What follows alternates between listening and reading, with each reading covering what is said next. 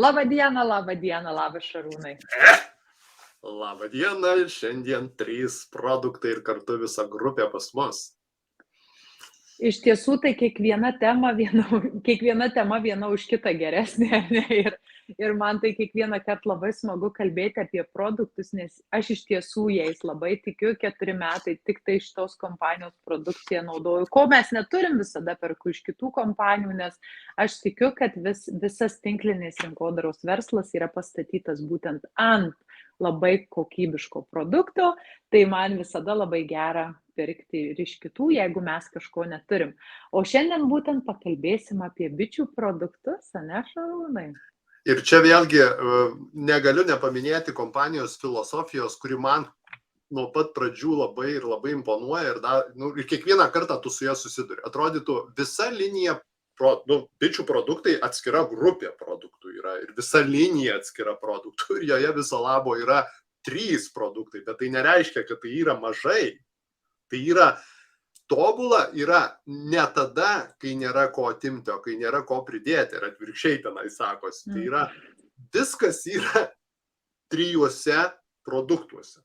Kaip kažkada, tai kaip aš mėgstu sakyti, buvo vienas iPhone'as telefonas, genijaus Steve'o Jobso sukurtas ir jo buvo, kad vartotojui būtų paprasta. Tai yra, viskas yra viename.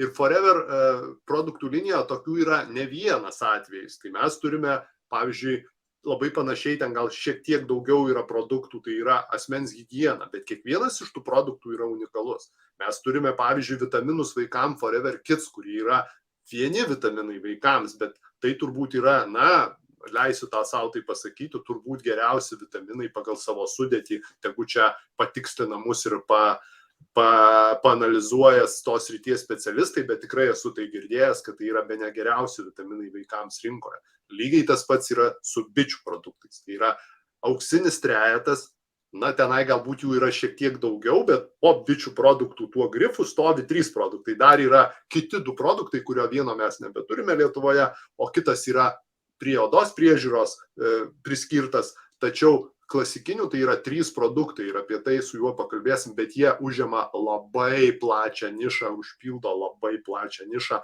ir jum paprasta atsirinkti, todėl kad nėra galybės produktų, kur yra. Tai yra labai tobulai padaryti, aukščiausios standartus atspindintis, aukščiausią gamybos procesą išgrynintą mokslininkų valandų, daug dar ko, tai yra labai kokybiški, aukštos kokybės produktai ir jų nėra labai daug, bet įsigijęs jį nors vieną iš tos linijos, jūs gaunate turbūt tai, kas yra geriausia susijęs su tuo produktu apskritai rinkoje. Tai va, šiandien apie bičių produktus. Taip. Ir kaip sako Šarūnas, jie yra 3, kaip asmens higienoj, 1 dezodorantas, 1 dantų pasta, vienas skystas muilas, nes jie yra iki tiek ištobulinti, kad nereikia visos linijos padaryti dantų pastų, kur skirtingai, žinai, tai vaikam, tai suaugusiam, tai vyrui, tai moteriai ir taip toliau. Pas mus yra 1 produktas. Tai lygiai taip pat su bičių produktais. Ir mes jos turim, kaip sakė, 3. Tai yra žiedadulkės, tada yra bičių pikis ir bičių pienelis. Tai yra 3 produktai, iš kuriuos man dar niekada nebuvo gėda. Ir trumpai gal aš noriu pasakyti, visai nesenai sulaukiau klausimų. Ar gali Forever produktus naudoti žmonės, kurie yra alergiški bičių produkcijai? Tai va čia ir prasideda visas žavumas, ar ne? Nes man, pavyzdžiui, per 4 metai aš vartoju šitos produktus ir esu tikrai rekomendavus ne vienam žmogui. Niekada dar neteko susidurti. Aišku, aš nesakau, kad čia yra 100%, bet man neteko asmeniškai susidurti, kad žmonėm būtų sualergizavę. Kodėl? Todėl, kad žmonės yra alergiški ne bičių produktam, o būtent visiems, kaip jie vadinasi, o Jėzau, tai žodis dabar užstrigo, visom tom medžiagom, kurias suneša bitelės kartu su tom žiedadulkėm, ar ne? Visos, Jėzus Marija, kaip tas žodis, Šarūnai, tu man patik. Ta chemija, visa, kurią suneša. O dabar nepasakysiu. Visa chemija, pavadinkim ją. Įsivaizduokit, kiek chemijos yra naudojamas trešiant, pavyzdžiui, rapsus, ar ne? Ir normalu, kad pesticidai, kas ten dar buvo? Taip, visi, va tie visi pesticidai ir tos negeros medžiagos, kurios patenka, ar ne, ir vat būtent kai bitės renka visą tą nektarą, jos suneša, ar ne, ir vat būtent žmonės yra alergiški va tai chemijai, o ne bičių produktam. Tai va šiuo atveju šitie produktai yra išvalyti. Ir to dėja mūsų, nežinau, ūkininkai negali padaryti, nes jie nei laboratorijų turi, nei jie testų gali kažkokiu atlikti, ką atlieka Forever kompanija. Per dieną yra 333 aplamai testai atliekami su produktais, dėl jų kokybės nustatyti ar ne. Tai to dėja mes negalim padaryti. Tai va čia yra, va tą aš visada pabrėžiu, kad mes ne bičių produktam alergiški, o tuo, ką suneša kartu su tam žiedavimu. Ne žiedavimu, žodžiu. Malu. Na, supratot. Jo, ir aš norėčiau gal pradėti nuo bičių pikio, nes tikrai daug jo vartoju, kažkaip atradau jį savo ir matau, kad mano klientai jį atranda ir šiame virusų mutacijų transformacijų laikotarpiu, be abejo, visada reikia, mes negydom, gydo daktarai ir kreiptis visada reikia susirgus pirmiausia į savo šeimos daktarą, tačiau aš nesumeluosiu pasakydamas, kad bičių pikis yra vadinamas gamtinis antibiotikas. Ne, aš čia tą frazę sugalvojau, jos tikrai galima rasti interneto platybėse ir tai turbūt yra tikėtina tiesa. Nes bičių pikis iš tikrųjų teigiamai veikia stiprinant mūsų organizmą, teigiamai veikia pasveikimą, kai susergame viena peršalimo kažkokia tai liga ar viena ar kita liga. Tai yra tas produktas, kurį bitės naudoja savo, pavadinsiu dar kitaip paprastai, savo avilio kabutėse gydymui. Kamšo skyles įvairias ir tai yra gynybai nuo išorinių. Yra geriausia, kas sugalvota gamtos ir turbūt žmogus to nėra dar tikėtina pakartojęs, nes paskutiniu metu, nežinau kaip pas jūs, bet peršalimo ligos, virusai, mutacijos, jau neaišku, kuris čia covidas dabar atsiranda ir antibiotikai tik tai auga ir stiprėja ir jeigu mes kiekvieną peršalimą, o man tenka tai girdėti iš aplinkos, pradedame gydyti antibiotikais, tai mes niekur turbūt nenueisime ir daugelis jau daktarų girdžiu dabar apie tai kalba, kad jeigu vieną pagydai, tai sekantį kartą susirgsi turbūt dar stipresnę formą, reikės dar stipresnių kažkokių tai vaistų. Ir aš paskutiniu metu, aš asmeniškai, čia mano asmeninis pasirinkimas, pagal galimybę visada stengiuosi, leisti gydytis, nežinau, arbatom, gydytis bičių pikiu, kuris man asmeniškai duoda rezultatų, bet vėlgi sakau, skirtingai, mes čia tikrai su EMA nieko negydom, kreipkitės pas savo šeimos gydytoją, tačiau man tai padeda ir aš stengiuosi jį naudoti. Beje, noriu pasakyti, kuo išsiskiria Forever bičių pikis, tuo, kad vienoje kapsulėje yra net 500 mg veikliosios medžiagos. Aš tikrai ieškojau, tikrai žiūrėjau, varčiau internete, rasti daugiau Lietuvoje, man daugiau nepavyko rasti nieko. Tai yra tikrai pakankamai didelis kiekis. Ir tai yra natūralus produktas. Tai yra tai, ką bitė suneša ir ką naudoja savo apsaugai ir savo avilio apsaugai. Tai yra tai, ką jos per ilgus evoliucijos metus, amžius yra padariusios ir sukūrusios. Taigi verta tai pabandyti savo racione, išbandyti ir galbūt jūs atrasite kur kas geresnį, labiau amortizuotą pasveikimo būdą, negu naudoti stiprius dabar cheminius vaistus, kurie kasmet vis stiprėja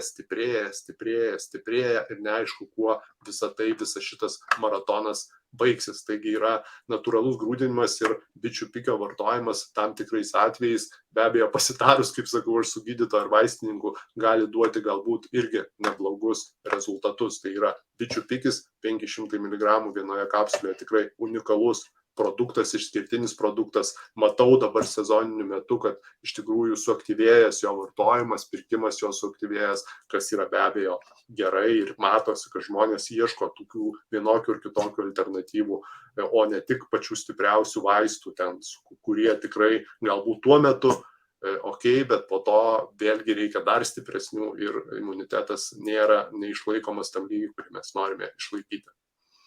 Aišku, yra tam tikrų situacijų, kada tikrai neįmanoma be to apsieiti ir kaip sakyti, ir specialistai visada ne šiaip savo rekomenduoja, ar ne, bet kai žmonės pradeda užsimti savigydą, žinai, ir prie viruso kažkokio ar dar kažko puola ten stipriausius antibiotikus gerti, aš, irgi to niekada nesupratau ir nesuprasiu. Na, bet mes visi skirtingi. Dabar, kas liečia bičių pienelį, tai kaip ir bičių pikis, pavyzdžiui, yra gamtinis natūralus antibiotikas, ar ne, tai bičių pienelis yra kaip gamtinis antidepresantas. Ir irgi žmonės, kurie linkę, pavyzdžiui, kurie dažnai būna tas permainingi orai, ar ne, ir rudeniniai, kaip sako žmonės, prasideda rudeniniai depresija, prasideda pavasariniai depresija, kada ypatingai trūksta tam tikrų maistinių medžiagų, kada saulė jau vis rečiau ir rečiau šviečia, vis rečiau šildo, prasideda lietingi sezonai ir žmonės tampa tokie lyg apatiški, jiem galbūt trūksta vitamino D. Ir ne galbūt, o pagal statistiką 9 žmonėms iš 10 trūksta vitamino D, ar ne? Ir mes krentam į tą tokią depresinę nuotaiką. Tai būtent bičių pienelis iš tiesų kaip tas antidepresantas veikia, tik aišku gamtinis ir natūralus, jis neturi jokio šalutinio poveikio, visi bičių produktai neturi jokio šalutinio poveikio. Tai tas yra smagu, kad galima savo natūraliai tiesiog kažkiek padėti jaustis laimingesniem, linksmesniem ir tiesiog turėti tą geresnę nuotaiką ir galbūt nejausti tų didelių orų pasikeitimų ir sezonų pasikeitimų. Tai irgi toks unikalus, labai skanus, man tai jie kaip saldainiukai tiesiog labai skaniai susivartoja. Aš norėčiau gal dar dar aštriau šiek tiek pasakyti, jeigu bičių pikis tai yra kaip apsauga avilio ir, taip ir yra, tai bičių pienelis, pavadinsiu, tai yra bičių dopingas, leisiu savo panaudoti tą žodį ir turbūt čia neklysiu, tai yra mano asmeninė vėlgi nuomonė, tai yra, kame yra tas bičių dopingas, nes bičių motinėlė ten kartais gyvena daugiau už eilinę bitę darbininkę, o jinai gyvena kartais daugiau, bent iš šaltinių, kuriuos aš radau, pamačiau didžiąją dalimi todėl, kad jinai yra maitinama būtent bičių pieneliu. Tai yra produktas, kuris turi labai daug įvairiausių savybių ir jos yra visos ištirtos, mokslas tikrai apie jas bičių pienelį yra daug aprašęs ir leisiu aš pavadinti bičių pienelių, tai yra bičių dopingas, kuris žmonėm irgi teigiamai veikia, taigi išbandyti bičių pienelį, ypatingai tais atvejais, kurie Ema minėjo, turbūt irgi tikrai visada verta. Na ir trečias produktų linijoje produktas, tai yra bičių žiedadulkės. Tai jeigu vienas buvo apsauga, kitas buvo dopingas, tai trečias turbūt būtų pavadinti galima bičių maistu. Tai yra maistu, kuris yra pilnai subalansuotas, nes bitės skirtingai nuo žmogaus negali rinktis, kaip jos renkasi, ką jos valgo, bet tai jose yra užprogramuota evoliucija. Žmogus paėmė saldu, skanu ir tiesiog mes į save metam dėl to, kad gaunam ten nuo cukraus kažkokią gerą emociją ir tiek. Bitės tokios prabangos neturi, jos maitinasi tuo, ką jie sudėjo evoliucija, ką jie sudėjo labai detalus ir ilgas turbūt pasirinkimas, kaip ir būtent žiedadulkės, tai yra aukštos, kaip oktaninio skaičiaus aukšto bičių maistas. Ir tai yra vėlgi labai įvairiapusis produktas, kurį vėlgi reikėtų išbandyti savo racione ir atrasti jo gerąsias savybes savo. Ir aš, pavyzdžiui, pati, jeigu važiuoju kažkokią kelionę ir nenoriu valgyti ant to greito maisto, kur žinau, kad tikrai jokios vertės mano organizmui, tai aš mėgstu tiesiog kelionėje turėti bičių žiedadulkių, nes jos iš tiesų yra labai maistingos ir tu žinai, kad tu pavalgai, jautiesi ir sotesnė ir kitas dalykas, tu neužkiši savęs tuo greitu, kenksmingu maistu. Tai aš labai mėgstu irgi mūsų bičių žiedadulkės ir dabar žiūriu, kad irgi vienoje tabletėje, taip pat kaip ir bičių pikio, yra 500 mg, plus dar jos yra su medumi ir su bičių pieneliu, papildytos ir bičių pieneliu. Tai žodžiu, irgi toks skanus produktas, rekomenduojama pradėti nuo 4, tiesiog palaipsniui didinant šitą, nes kažkam taip, galbūt ypatingai tie žmonės, kurie turi tam tikras alergijas, pavyzdžiui, ir jeigu naudoja bičių žiedadulkes, gali kažkiek paūminti ar ne, paaštrinti, tai tiesiog pradedama, kad, kaip čia sakyti, apsidraudžiant po ketvirtadalį jo. Kitas dalykas, aišku, tai yra tonizuojantis produktas ar ne, tai jisai suteikia mums ir daugiau energijos. Tai jeigu kažkam reikia slopinti, tai žinokit, kad bičių žiedadulkė iš tų atveju netenka. Jos kelia tonusą, tiesiog gerina mūsų energiją ir nuotaiką gerina, žodžiu, nes su bičių pieneliu tai va toks irgi unikalus produktas, kaip sukūrė pati gamta. Na, yra dar 2 produktai susiję su bitėm, kuriuos turbūt mes irgi turime užsiminti. Tai kaip matote, mūsų užsklandoje šio video yra medu, kremas su bičių pikiu. Tai yra, nežinau, Ema, kaip jį pavadinti, kaip jį moteris vadinti. Man jį norėtųsi vadinti klasikinis rankų kremas. Tiek šaltuoju, tiek turbūt visų kitų laikotarpių, turintis visą, ko reikia tam. Tai yra man tekę, pavyzdžiui, girdėti, kad net moteris, kurios vykdo veiklą Forever Living ir norėdami, kad jų vyrai atrastų vieną ar kitą produktą, ypatingai tie, kurie dirba lauke, tai yra dirba žemės darbus, dirba kažkokius darbus, tiesiog lauke rankos yra suskilinėjusios, sugrubusios, ten, tarkim, stipriai paveiktos, kietos, tai yra tai yra priemonė, kuri labai pakankamai greitai duoda vienokį ir kitokį teigiamą poveikį, malonų jausmą ir ypatingai dabar rudenį tai yra turbūt ta priemonė, kurią reikėtų turbūt visiems išbandyti, nepriklausomai nuo to, ar tai yra vyras, ar tai yra moteris, ar tai yra vaikas, tai yra toks klasikinis, galbūt Ema pasakys kitaip, jinai šypsosi, klasikinis turbūt ranko, gal galima ir veidą jau patepti, tik žinau, kad ten,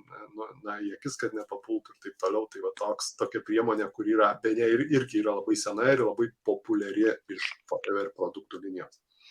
Tai negal galima, o tiesiog, kai, pavyzdžiui, prasideda šaltasis sezonas, aš žinau, kad alpinistai irgi šitą naudoja dėl to, kad jis yra bevandenis ir netraukia ar ne tų šalčių. Tai tarkim, kai mes žiemą einam su vaikais į lauką, aš visada patepu žandukus, kaktą, kad tiesiog nenušaltų veidas. Kitas dalykas taip, tai yra rankom.